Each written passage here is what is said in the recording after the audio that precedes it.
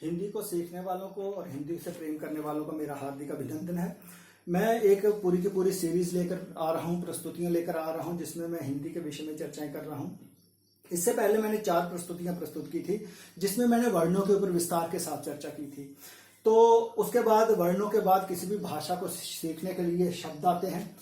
तो जब हम शब्दों के विषय में बात करते हैं और हिंदी में विशेषकर बात करते हैं, तो अधिकतर हम शब्दों के विषय में उनका वर्गीकरण करते हैं, उत्पत्ति की दृष्टि से वर्गीकरण, अर्थ की दृष्टि से, प्रयोग की दृष्टि से, व्युत्पत्ति की दृष्टि से। और किसी वाक्य में पद के रूप में जब कोई शब्द आता है तो उसका क्या वर्गीकरण होता है, वो उनकी सबकी मैं चर्चाएं बाद में करूंगा। लेकिन उससे पहले मैं कुछ समस्याएं लेकर आपके सामने उपस्थित हूं। मैं जानता हूं कि जब हम हिंदी को लिखते हैं या शब्दों को लिखते हैं तो कुछ समस्याएं हमारे सामने आती हैं। उससे पहले मैंने एक ही चर्चा कर चुका हूं, लेकिन मैं फिर भी उसको दोहराता हूं कि जो समस्याएं हमारे सामने आती हैं वो होती है व्यंजनों को संयुक्त रूप के लेखन में। कहाँ पर हलंत लगेगा, कहाँ पर उसकी जो आगे का खड़ी पाई है उसको हटा दिया जाएगा, या किस तरह से उसको संयुक्त रूप में लिखा जाएगा। उसके बाद वर्ग के पंचम वर्ण को के संयुक्त रूप के लेखन में भी हमें समस्याएं आती हैं। अनुस्वार और अनुनासिका में हम अंतर नहीं कर पाते, उसमें भी हमें समस्याएं आती हैं। हिंदी तर ध्वनियों के प्रयोग में भी कुछ बातें हैं। ए और औ का किस तरह से, जैसे मैं कैसा हम बोलते हैं, जहाँ कुछ भारत के कुछ भाग कैसा भी बोला जाता है, लेकिन अधिकतर कैसा बोला जाता है। और जब हम भैया बोलते हैं तो लिखा वो किस तरह से जाता है और बोला किस तरह से जाता है, ये भी एक समस्या हमारे सामने आती है। और कुछ वर्णों का जो मानक रूप आज हमारे सामने विकसित हो गया है, इन सब पर हमें पहले चर्चा करनी चाहिए जब हम शब्दों के ऊपर पहुंचे और उसके ऊपर विस्तार के साथ चर्चा करें। आज का जो मेरा रहेगा, इससे पहले मैं आप ये इसके ऊपर मैं व्यंजनों के संयुक्त रूप के में का जो है, जो हमारे खड़ी पाई वाले व्यंजन है, अन्य व्यंजन है, उनके ऊपर मैं चर्चा कर चुका हूं। अब मैं शुरू करूंगा वर्ग के पंचम वर्ण के संयुक्त रूप के लेखन से। तो सबसे पहले हम देखें कि वर्ग के पंचम वर्ण जिनकी मैं चर्चा करने जा रहा हूं वो हैं क्या। जैसे क वर्ग में न है, च वर्ग में ञ है, ट वर्ग में ण है, त वर्ग में न है, प वर्ग में म है। अब ये समस्या आती है कि हम इनको संयुक्त रूप में कैसे लिखें। पहले कई रूप इसके रहे हैं, लेकिन अब एक मानक वर्तनी के रूप में मानव जो शब्दों का रूप है वो हमारे सामने रखा गया है। तो मैं कुछ शब्द यहां पर लिख रहा हूं, जैसे कंगन, चंचल, ठंडा, तंतु, पंप। ये मैंने कुछ शब्द लिखे हैं। अब मैं इसको बताऊंगा कि इसको पहले हम किस तरह से भी लिखते थे। जहां तो हम इसको ऐसे लिखते थे, अब तो ये चलन बंद हो गया है। कंगन या कंगन, इस तरह से चंचल, इस तरह से ठंडा, तंतु और पंप। आपने देखा कि यहां पर जब मैंने इसके जो मेरे अनुस्वार था, जो बिंदु था, उसकी जगह पर मैंने जिससे पंचम वर्ण का प्रयोग किया, तो कौन कौन से वर्ण हमारे जैसा, जहां पर क वर्ग का पंचम वर्ण आया, जहां पर च वर्ग का पंचम वर्ण, जहां ट वर्ग का पंचम वर्ण, जहां त वर्ग का पंचम वर्ण और जहां पर प वर्ग का पंचम वर्ण आया। तो आपने देखा कि यहां पर हमारे पास न है, यहां पर ञ है, यहां पर ण है, जहां पर न है और यहां पर म है। तो ये जो 5 हमारे पास पंचम वर्ण के थे, कहीं ना कहीं सभी का हमने जो अनुस्वार के रूप में इसका प्रयोग किया, बिंदु के रूप में प्रयोग किया है। तो जब भी नियम ये क्या कहता है कि जब भी पंचम वर्ण अपने ही वर्ग के किसी अन्य वर्ण के साथ संयुक्त होता है, उसके साथ मेल करता है, तो वो हमेशा अनुस्वार के रूप में, बिंदी के रूप में लिखा जाएगा। ये जो पहले रूप ऐसे होते थे जो हम लिखते थे, आज भी हम कभी कभी कहते हैं कि चलो ऐसे लिख सकते हैं, हलंत डाल दिया, ये कर दिया, लेकिन ये जो मानक वर्तनी के रूप में, मानक प्रयोग के रूप में अब इसका प्रयोग बंद कर दिया गया है। तो आज का मानक स्वरूप जो शब्दों का है वो यही है कि जब भी पंचम वर्ण अपने ही वर्ग के किसी अन्य वर्ण के साथ संयुक्त का होगा, मिलकर लिखा जाएगा, तो वो बिंदी के रूप में या बिंदु के रूप में या अनुस्वार के रूप में ये लिखा जाएगा। तो हम इसको इस तरह से, जो पुरानी परंपराएं अभी तक चली आ रही थी उस तरह से हम इसको नहीं लिख सकते हैं, हमको इसे इसी तरह से लिखना है। तो ये थोड़ा सा ध्यान देने योग्य बात है। इसके बाद दूसरा नियम जो हमारा कहता है वो ये कहता है कि जब पंचम वर्ण अपने ही जो पंचम वर्ण है अन्य किसी पंचम वर्ण के साथ संयुक्त होता है तो वो उसी रूप में लिखा जाएगा।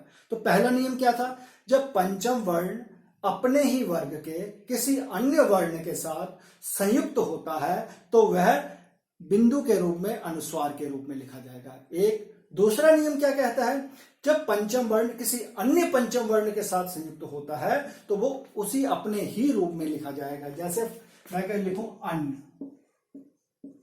आप देख रहे हैं मैंने बिंदु नहीं डाला, सीधा न डाला, लेकिन हलंत नहीं डाला है। और इसके साथ साथ मैं लिखूं सम्मान, जन्म, सम्मोहन, ऐसे कई शब्द हैं। जब मैं आगे अगर पंचम वर्ण कोई आता है, यहां पर कोई पंचम वर्ण आता है और ये पंचम वर्ण किसी अन्य पंचम वर्ण के साथ संयुक्त होता है, फिर ये बिंदु के रूप में नहीं लिखा जाएगा, जबकि ये किस रूप में लिखा जाएगा, ये उसी रूप में जिस रूप में वह है उसी रूप में लिखा जाएगा। ये दूसरा नियम है। अब इसके बाद तीसरा नियम,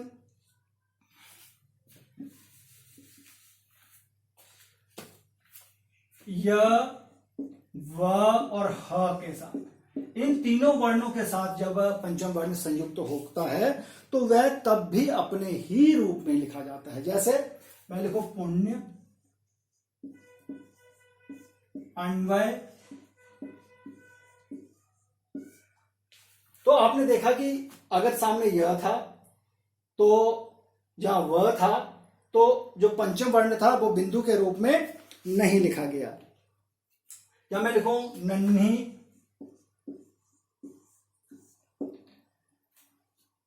तो तीनों वर्ण जो हैं अगर सामने ये आते हैं तो क्या होता है कि ये पंचम वर्ण जो है वो उसी रूप में लिखा जाता है जिस रूप में वो है। लेकिन इसका एक नियम बदल भी जाता है। जैसे जहां ये था, मैं लिखूं संवाद, सिंह। तो आपने देखा कि यहां तो वह है, मैंने जैसे नियम में बताया कि अगर वह, य, व, ह सामने हों तो ये बिंदु के रूप में नहीं लिखा जाएगा, ये उसी रूप में लिखा जाएगा। लेकिन यहां पर जो नीचे मैं कुछ शब्द लिख रहा हूं तो ये यहां पर तो बिंदु के रूप में आ रहा है, तो फिर अंतर क्या है, तो अंतर ये कहता है कि जब भी ये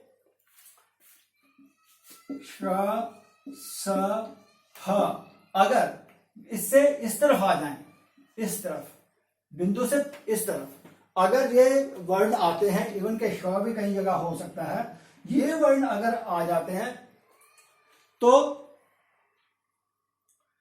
फिर भी ये बिंदु के रूप में ही लिखा जाएगा, पुराने स्वरूप में लिखा जाएगा। यूं तो इसका नियम ये कहता है कि अगर यह होगा, वह होगा, ह होगा और ये वर्ण इस तरफ नहीं होने चाहिए।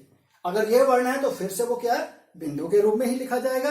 अगर ये वर्ण नहीं है तो वो अपने उसी स्वरूप में लिखा जाएगा।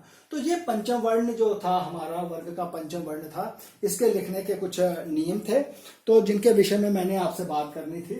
तो जब भी हम इनको लिखें तो हमें पता होना चाहिए। अभी मेरे दो चीजें कंप्लीट हो चुकी हैं, यानी कि जो संयुक्त वर्ण है, अन्य वर्ण किस, कहां पर हलंत लगता है, कहां पर खड़ी पाई हटाकर, कहां पर आगे की शुंडिका हटाकर इत्यादि, कहां कहां पर किस तरह से लिखा जाता है। और इसी तरह से वर्ग का पंचम वर्ण का संयुक्त रूप किस तरह से होता है, कहां पर वो अनुस्वार के रूप में लिखा जाता है, कहां वो अपने ही रूप में आता है। ये दो चीजें बड़ी इंपॉर्टेंट हैं शब्द लिखने में, तो इसकी तरफ आप ध्यान दें। इसके बाद एक और जो चर्चा बड़ी करने की आवश्यकता है वो है अनुस्वार और अनुनासिका में अंतर। अनुस्वार और अनुनासिका।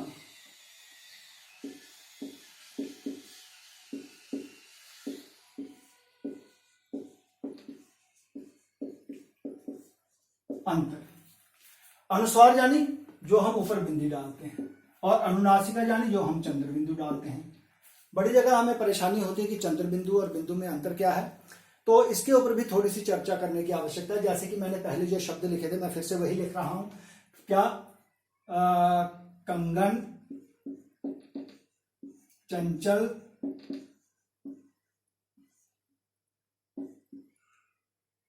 ठंडा,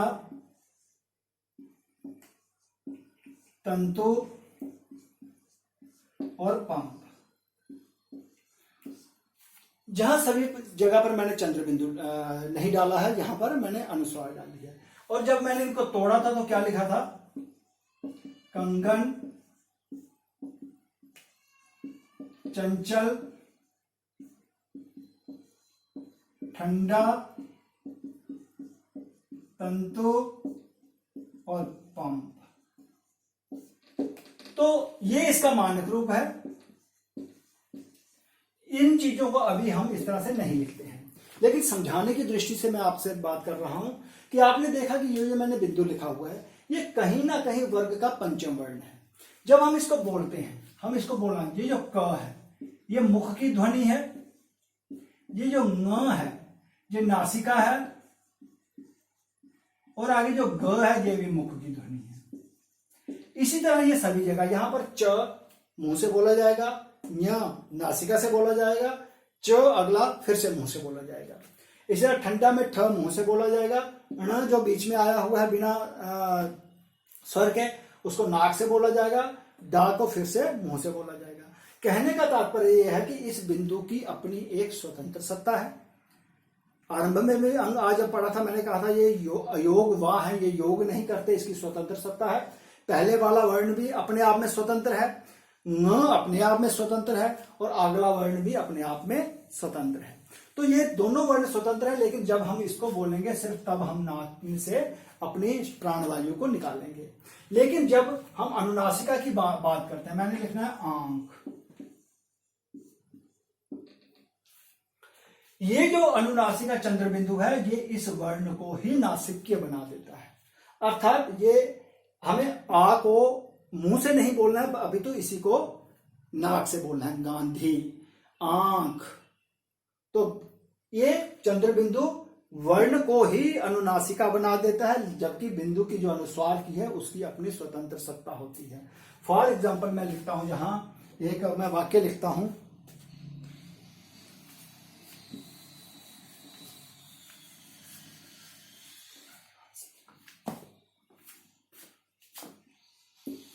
वह हंस को देखकर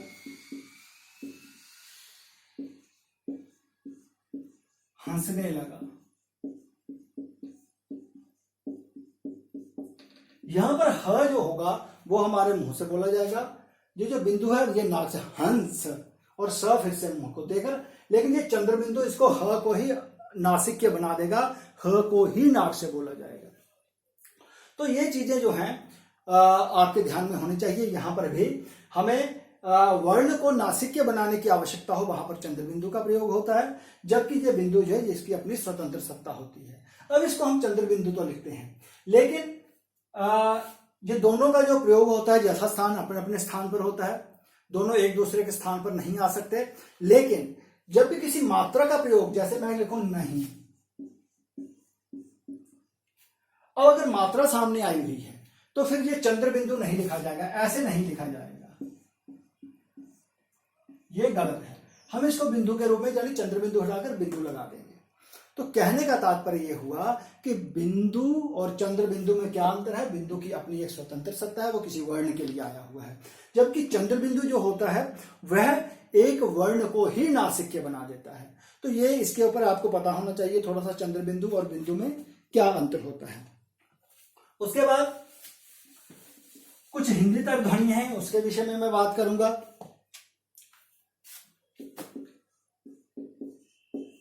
हिंदी तर ध्वनियां,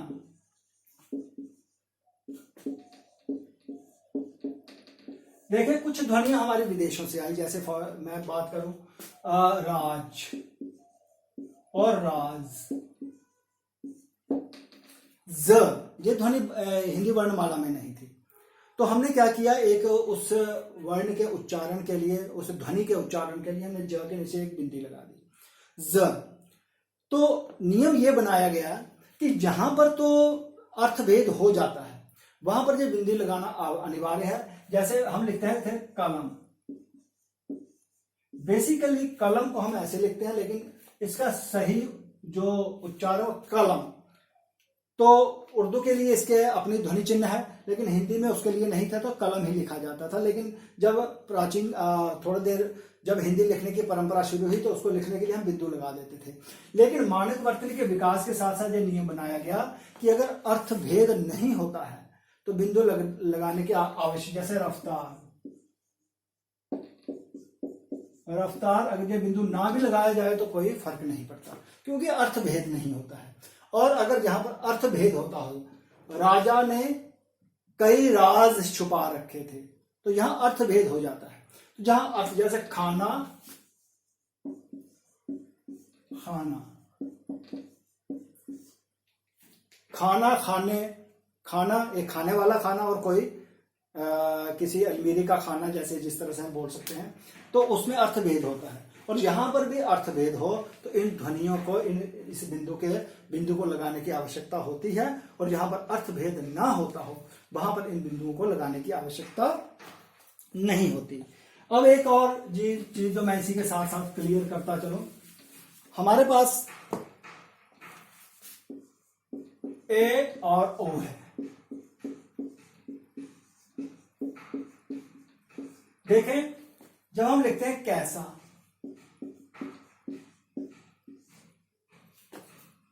कौन, इसको हमने क्या किया,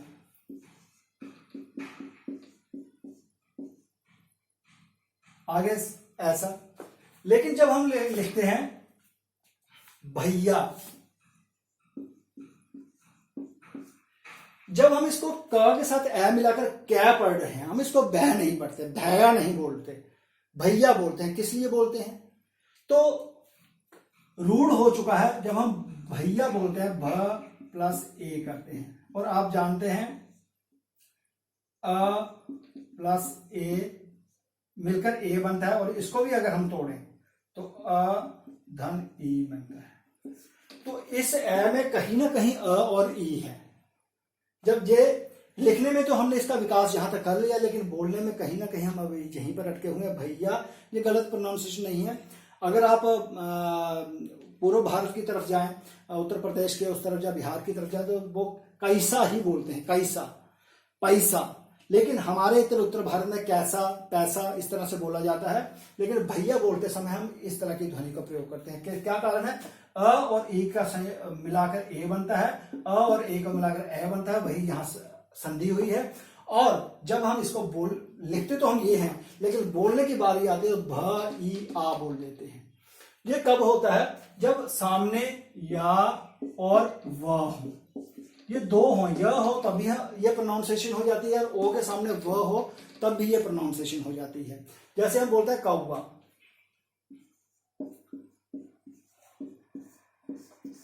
कौवा, कौवा बोलते हैं। अगर इसको भी हम देखें तो क हलंत प्लस अ प्लस उ, इसको मिलाकर भी अ प्लस उ, अ प्लस उ है यहां पर। तो क उ वा, इस तरह से इसकी ध्वनि निकल कर सामने आ जाती है। तो ये थोड़ी सी चर्चाएं थी जो इसके यहां पर मैंने की हैं। अभी एक और बात मैं अभी करना चाहूंगा आपके सामने। तो ये ए और ओ की ध्वनि जब हम लिखते किस तरह से है और बोलते किस तरह से है, ये चर्चा थी। अब एक दो और चीजें, एक चीज रह गई है, सिर्फ कुछ मानक वर्तनी के जो वर्ण है हमारे वो चेंज। जैसे अगर प्राचीन जब भी हम बचपन में पढ़ते थे, हमने जब कायदा शुरू किया था फर्स्ट पढ़ना, तो उस समय अ इस तरह से लिखा जाता था। अगर आपको याद हो तो कई जो पुराने लोग हैं वो जानते होंगे, लेकिन अब मानक रूप इसका यही आ चुका है अ। इसी तरह ख इस तरह से लिखा जाता था, लेकिन अभी हम इसको लिखेंगे इसको जोड़कर, झंडा ऐसे भी लिखा जाता था, लेकिन इसका मानक रूप ये आ चुका है। तो ये कुछ वर्ण हैं जो चेंज हुए हैं, इन सभी के विषय में आपको जानकारी होनी चाहिए।